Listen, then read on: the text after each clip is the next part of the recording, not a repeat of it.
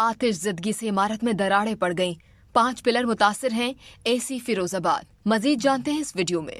कराची में जेल चौरंगी के करीब 15 मंजिला रिहायशी इमारत के नीचे कायम सुपर स्टोर में अब तक आग लगी हुई है। आतिश ज़दगी से इमारत में दरारें पड़ गईं। कमिश्नर कराची इमदादी कामों का जायजा लेने जाए वक़ुआ पहुंच गए।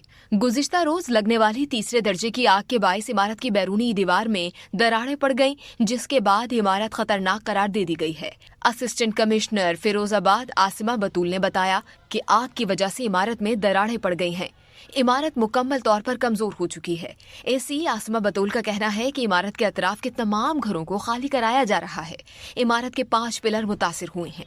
Senior fire officer Arif Mansuri का कहना है कि बेसमेंट में आग पर 80% काबू पा लिया गया है। इमारत में कहीं कहीं आग के शोले हैं। धुएं की वजह से अंदर जाने में मुश्किलात आ रही हैं। आरिफ मंसूरी का मजीद कहना था कि सुपर स्टोर में आग बुझाने के इंतजामात नहीं थे, कहीं भी हंगामी अखराज नहीं था। उन्होंने उम्मीद जाहिर की कि अगले चंद घंटों में आग पर मुकम्मल काबू पा लेंगे। हुक्काम की जानिब से अतराफ के रिहायशियों से मकानात खाली कराने की अपील भी की गई है।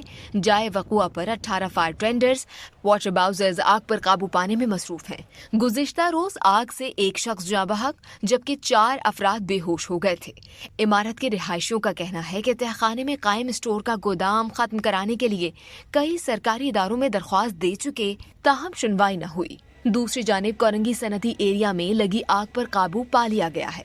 कूलिंग का अमल जारी है। फायर ब्रिगेड हुक्काम का कहना है कि कूलिंग का अमल खत्म होने के बाद नुकसानात का तखमीना लगाया जाएगा। आग बुझाने के दौरान एक फायर फाइटर भी जख्मी हुआ। मजीद जानने के लिए सब्सक्राइब कीजिए हमारा YouTube चैनल और लाइक कीजिए Facebook पेज।